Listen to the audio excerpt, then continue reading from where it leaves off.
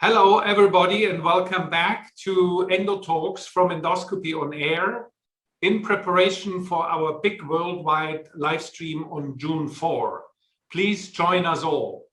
So I'm very happy that my travel with Amrita Sethi from New York has continued. You see that we went to India. So Amrita, what are we doing here? Hi, Thomas. Well, it's definitely a pleasure for me to come back to India. It's been a while since I visited in person and now virtually. So it's our pleasure today to introduce and have with us Dr. Nageshwar Reddy from the Asia Institute of Gastroenterology in Hyderabad. Nagi's a great friend of ours and absolutely no stranger to endoscopy, particularly live endoscopy, and will be part of Endoscopy On Air in June 4th. Thank you for having me. Nagi, welcome. So before we talk about the program, why don't you tell us a little bit about how you're doing? We know things have been a bit rough in India these days, and you know our wishes are with everyone there. But tell us how you're doing, how your unit's doing. Yeah, so Amrita, we've had a bad second wave. In fact, our first wave was in September, October, and the cases started coming down. In February, everybody thought that India was over this. The problem, of course, is that we became lax, and you know, as Indians, we like to congregate. So there were religious festivals, there were elections, and they were meeting friends in large groups without masks and so on. And then this second wave hit us really bad, somewhere at the end of March, beginning of April. And now sort of it's peaking. We are seeing about 450,000 cases every day in the country, about 4,000-5,000 deaths every day. It's probably will last for another month as we see it. Unfortunately, our vaccination program lacked a little bit. In fact, India has been the warehouse for vaccines in the world, but this time we couldn't cope up because you have vaccinate 1 billion people, it wasn't sufficient. So our vaccination program is going a little slow. So all this, there are a lot of complexities in managing this in India, but I think Indian people, as you know, are very resilient. I think we'll get over this, we'll fight this, and hopefully we'll get through this in a few months' time. Great. So, as you know, we're here to talk about a little bit about Endoscopy On Air, the program coming up in less than 2 weeks now. So you participated last year. It was a wonderful program, and you participate in live endoscopy. Actually, probably have started the process from your unit. Tell us about what your thoughts are on the program and also sort of this new world of virtual live endoscopy courses. I think the program was fantastic. In fact, I think it was 2018 or 19 February. In fact, I remember Thomas was suggesting that we should do this. And at that time, we didn't have, of course, this COVID going on. And I thought it was, strange that people would want to watch something going on air, because we all used to going to these large endoscopic conferences, watching things on the big screen. And of course, as faculty, we like to be there, you know, interacting and learning from each other and doing all these workshops.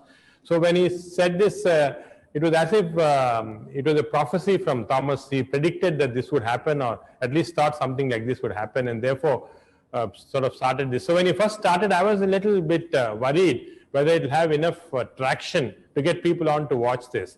But the way the program developed, especially last year as I saw it, I think there were a lot of people hooked on this. And to see units right from Australia to South America doing these procedures and watching all this was, I think, a fantastic experience. I did learn a lot.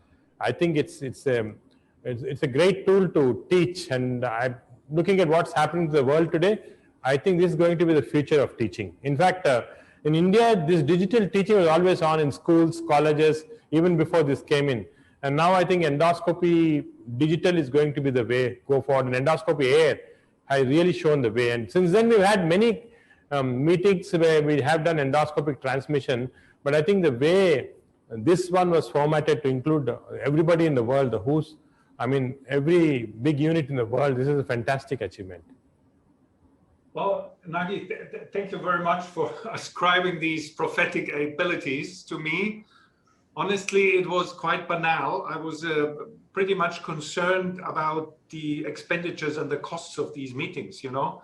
The large meetings, you are bound to one Congress center, then you have an obligatory caterer, and money goes up and goes up by the year.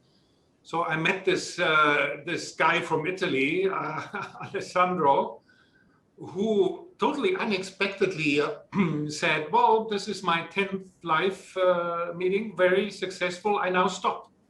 So I told him, well, let's do something else. And this was the start. No prediction about COVID. At that time, Corona was a beer and nothing else. No, I think Ali was very, I remember also that we all surprised why he stopped his meetings, which so successful we had.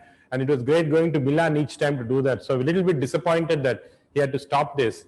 And I was also wondering why this happened. But I think looking back, this is something that we didn't see happening. But when it happened in the right way. I think you're sort of prepared for doing it in the right way. So it is good to have this going. I don't know whether you remember, Thomas, Peter Cotton used to tell long back, you know, Peter was the one who started his Hong Kong workshops, and he was a big advocate. Suddenly, down the line, he suddenly became sort of antagonist. He was against live workshops, and he came out saying that people should be doing their own unit with their own staff. There's no stress, there's no travel jet lags and so on, and then probably the best results. And he was actually super prophetic in the sense that he postulated what's going to happen many, many years ago. And now you're in your own unit, you're doing it with your own staff, the patient is so known to you, the situation is extremely familiar. So therefore, I think you get the best result. The only thing, there are two things I miss, however, in this. One is that we like to see all these things on the big screen. So most often we tend to see this endoscopy air either on our laptops or on the phones. So I would recommend that I think people, when they're watching this, should actually switch to a larger screen. And what we're doing in our institute is put it onto the big screen. We have big screen in the institute, so it's on the big screen. So it may be worthwhile to think of getting a group of people together onto a big screen, have your watch and have dinner or beer or whatever it is as you're doing that. So that may be better rather than watching it on the small screen, because sometimes we don't appreciate the minor things. The second thing we miss, and hopefully some of it is corrected, is meeting all of you live. You know, when you go to this meeting, it's nice to see all of you together and then have those dinners, and then also learn a lot from talking to each other at this meeting. So that's something, hope at least some of it will come back. Those are great ideas, Nagy. And to speak a little bit to sort of the changes that are occurring in education and in endoscopy in general, you have a beautiful center there. This recently opened right before COVID, I believe. Recently, I saw a video tour of it. So keeping in mind programs like Endoscopy on Air and the changing needs with innovation and technology, what are your thoughts on sort of the modern unit? What should we all be striving for? Should it all be very high tech with video capability, even for learning, transmission capabilities? And I guess the other area is, what are your thoughts on the newest, the future in terms of innovation, and what are you looking forward to in terms of working in with either area of endoscopy or technology? The first thing I think, Amrita, is now that we have seen what's happening in the world of endoscopy, especially how education is going to change, I think that all future endoscopy units now must be prepared for this. Our endoscopy units must be very sophisticated in terms of AV. We must have the best AV with us. It's just not having good fluoroscopy machines, good endoscopy cautery machines. A part of the endoscopy unit is going to be good AV. And this is going to be built into endoscopy units in future. And the older ones also have to readapt and put in this. I think because this is the only way that they're going to. So if you want to remain in the top, become one of the top endoscopy units, you must have a good AV systems. And this is what I think all endoscopy unit directors and even the hospital administrators must invest in. I feel this is very, very important because this is the future. Regarding innovations, again, this is very funny that if you look at what happened in endoscopy innovations, and again, Thomas would recall this because most of the innovations, great innovations actually occurred in 1970s when Maynard Claassen and his group were doing this spintrotomy, were making their own spintrotomes, or Sohendra in Hamburg was making all those little instruments, and all those things were occurring at that time. There was no industry which was very strong at that time, and there were no patents, things like that. But now it has changed. Now all our innovations have to come through working with the industry. So if I think of an idea, I'll have to go to one of the major companies, Boston, Cook or something, and then tell them, look, this is the idea. And then you have this big process of signing up a lot of documents, and then they come up with things. Sometimes they take a year or two to come up with what you want to do, and ultimately very often nothing comes out. So I think, unfortunately, we are going in the wrong way as innovations are going. I think we should de-link ourselves to some extent from industry and see whether we can do this ourselves with support from universities. I think grants should come from universities, from other authorities, government agencies like NIH, for example, could give a grant to develop a new type of very safe spintrotome. You could work on that, and then you don't have to bother about the timeline, about how much commerce this can generate, and so on. So I think this is where we are missing. I think we are totally dependent on industry now for innovations, which is going to be a problem, because it's to a certain extent going to decrease the speed of innovations and kill many of the innovations. And these patent rules are also very absurd. You do something, it's patented 20 years, nobody can do anything else near that area. Many years ago, I actually made this, I had this idea about a stent for draining pancreatic fluids. It's called the Nagi stent, unfortunately. I don't get any royalty. I was naive. I told one of the companies, the Tevung company, can you do this for me? They just, within a week, they made this and brought, and we started using it. And in Asia now, this is one of the commonest stents used to drain pancreatic wands and fluids, because it's cheap. It's 400 euro or something. Whereas we wanted to now convert this into hot Nagi recently, because it was meant for ERCP use at that time, and now it's all EUS. So when we wanted to do that, these guys went in and found there's so many patents around a hot access or the hot type of stents that they couldn't do it. You can't do it now further, because everything is patent for next 20 years. You can't have any new innovation in that area at all, because it's blocked. So I think patents should change. They should be short patent, that is maybe 10 years, enough for the company to get the returns. And then when you get a new idea and you want to fuse an old and new idea, then you can do this. So this is, I think, a great block for our thinking now. Nagi, I can only echo this, and I really support your vision. Also, what's remarkable, I think, if you come with an idea to a company, let aside the patent issue and the paperwork, what happens is, if they're interested, they spend the first $500,000 in meetings and economic analysis, and you don't know even whether the principle works. Yeah. So can centers like yours not establish, big centers, an animal lab where people can go and test? Because probably 9 of 10 ideas are not so good, and this can be found out in 8 of 10 cases in an animal lab after maybe 5 series of experiments. So that's also something which is very blocking, I think. So yes, Thomas. So what we have done now with this hind knowledge, and what we have done is that we have actually recruited a group of engineers into our hospital. They are faculty of the hospital now, like doctors are faculty. We have a small group of very smart engineers. They come from what are called Indian Institutes of Technology. They're like MITs of India. They come from that, and they're an official faculty, and we give them spaces in the hospital called innovation hubs, and we also have an animal lab in the hospital itself in the basement. So we come out with an idea, we give it to them, they can quickly go into the animal lab, try it out, and then we can transform that into clinical use. So we're just trying this experiment now. Hopefully, let's see over the next few years whether that will help us. But the main problem there again is the patents. We don't have the expertise to look at all the patents in a particular area to see what, because of doing all this work, you suddenly find that you can't go ahead with a particular instrument because already somebody has patented that. And now you can even patent your thought. You can think about some instrument and just patent it, and nobody else can do anything about it. So this is the main hurdle that we have now. Yeah, it really does seem like even COVID, I think, has taught us that we need to start thinking outside of our areas of discipline, collaborate with other disciplines like engineering, as you said, bring them into the field and then internationally as well. You know, we can definitely get more done together as we do that. And another area of international collaboration is training. And so your center, you have trained, I'm sure, thousands of trainees from around the world who just come and spend time with you. And what are your advice to trainees now, or your thoughts about how that will change with COVID and now entering a new virtual world? I think, unfortunately, Amrita, this is one of the areas that has suffered most in COVID is training, I think.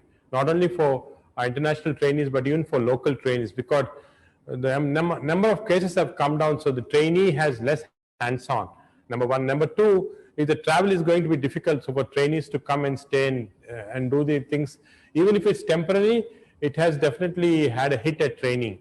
Now, I believe that it's very difficult to train people well in a long distance manner digitally. So also the issue is we used to in fact run a lot of hands-on animal lab training sessions. We used to have almost every week we would have a group of 10 or 15 people coming into our hospital. We used to have this animal lab where they do hands-on training with new devices, for example, bariatric devices or things like that, which you can't teach on a screen.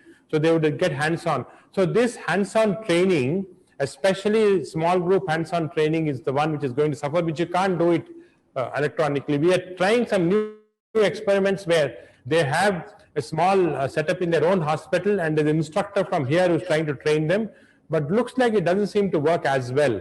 So this is, I think, one of the biggest problems that we're going to face, and we have to see how to overcome that. Hopefully, this is a temporary problem. We still will be able to accept trainees once this COVID problem settles down. But we always like having international trainees with us. The reason is it gives you a different culture. When people from different cultures come, and it sort of gives the whole unit a different flavor. It also teaches us a lot of things we learn from them. They come to train with us, but we also learn what happens in their unit, even their customs, what happens. So the unit staff is all enthusiastic about it. They feel very happy if somebody from, in fact, every time somebody from a new country who hasn't come to us comes in, we are very glad because we want to know their culture and things like that. So it's an experience that we'll miss, but hopefully it'll come back. But what I think we have to carefully work now is how we can, at least for the next 1 year, devise techniques where we can train these trainees in a 1:1 or 1:10 fashion with models and so on in a long distance manner. But Nagi, I mean, you have great visions. Don't you think that maybe it's way too expensive? But isn't virtual training with a helmet and a simple model on site, isn't that within reach in the next 5 or 10 years? That's one of the ways, Tom, but I think the expense involved is going to be great in that. So doing for a small group is okay, but if you want to do it in a big regular fashion, I think it's going to be extremely expensive. Okay, Amrita? Yeah, I think there's no replacement for standing in a unit next to someone or having your hands on and having your mentor behind you and really kind of teaching you the subtleties of endoscopy, just in terms of the basics. But the times will demand change. And I think that maybe this is the new area that we can work not only with industry, but as we said, with engineers and just people outside of our discipline and educators, I think is also really important to start paying attention to what are the best ways to educate and move beyond just the models that we've had so far in GI and endoscopy. Yeah. So Nagi, you've had actually, despite a very difficult year with COVID, you've actually received a number of recognitions this past year, both throughout Asia as well as here in the US through the ASGE. And you've done just tremendous work in India that we know about throughout the country. What are you most proud of in terms of what you've been able to accomplish there? No, I think, of course, these awards are byproducts of what we do. I think and also byproduct of age. As you get older, you seem to accumulate some of these things, So but what I'm very particularly proud is the Schindler Award, because a couple of years back, I remember the Crystal Awards dinner.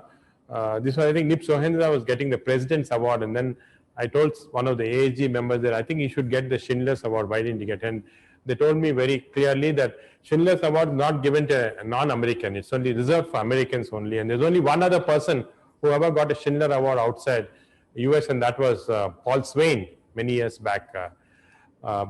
So when actually I was told that I got the Schindler Award, I was extremely thrilled. In fact, I thought it was a fake phone call from ASG, but then it sort of got confirmed that it was really the Schindler Award. So Schindler Award is, of course, I think extremely something that makes me extremely grateful and thankful to the endoscopy community for sort of this recognition.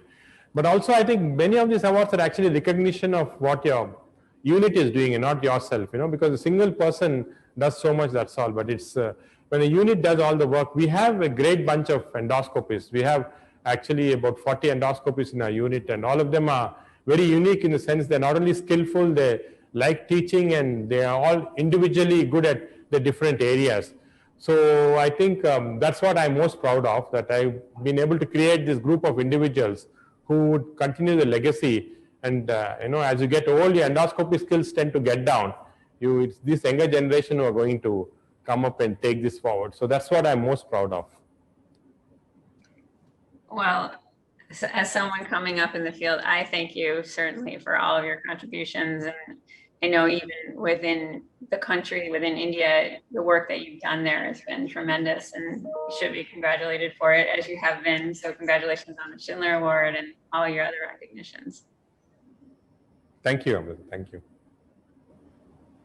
And Nagi, Corona set a lot of time free. Did you spend the time working, or did you discover something, like reading all the books behind you, or other hobbies?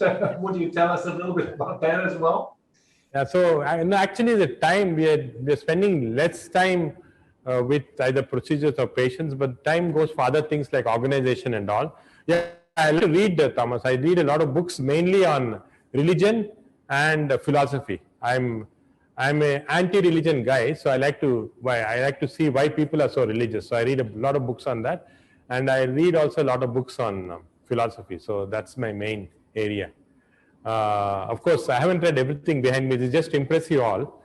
But normally, I every time I actually do a lot of reading on the flights. When you travel, that's one thing I miss. When you go for this workshop, we used to have time to sit down and read. Each time I actually finish a book. We don't have that opportunity now.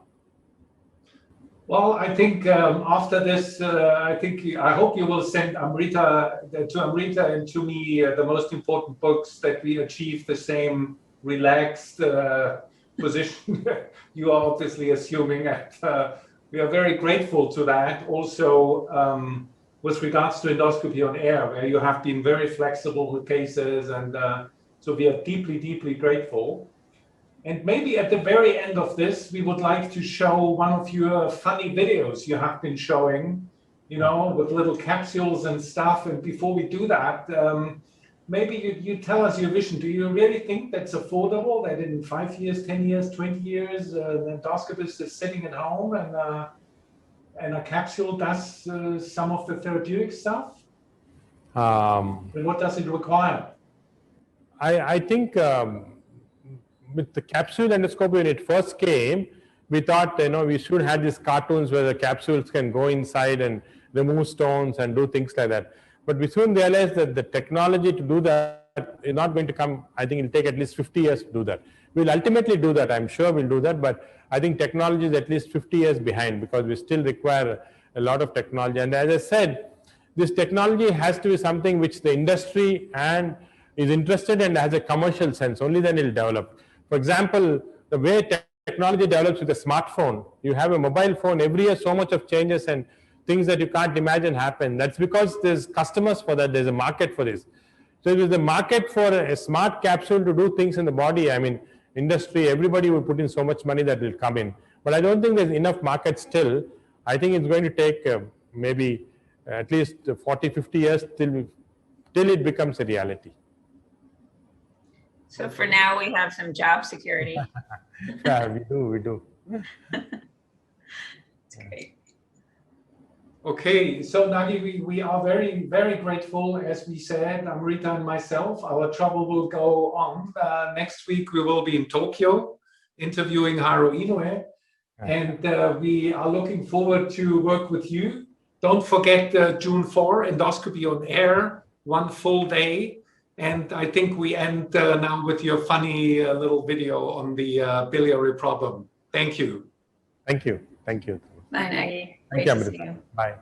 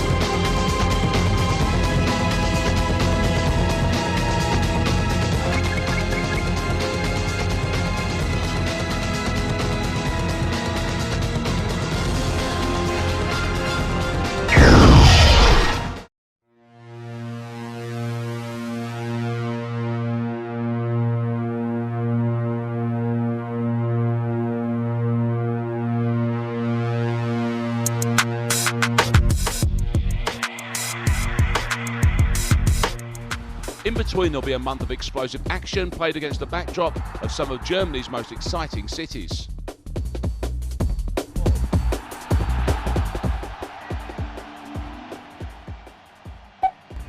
Both managers were on the edge of their seats for this heated encounter with Argentina. Freaks came close. Then Sethi was denied by this great save. When the Germans were awarded a penalty, Freaks made up for his earlier miss with his measured finish. In response, the Argentines piled forward. Sorry was upended and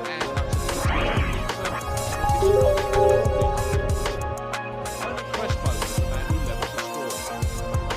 Germany set about reclaiming the lead. 5 minutes later, Curiani corner slotted to help this abundantiera.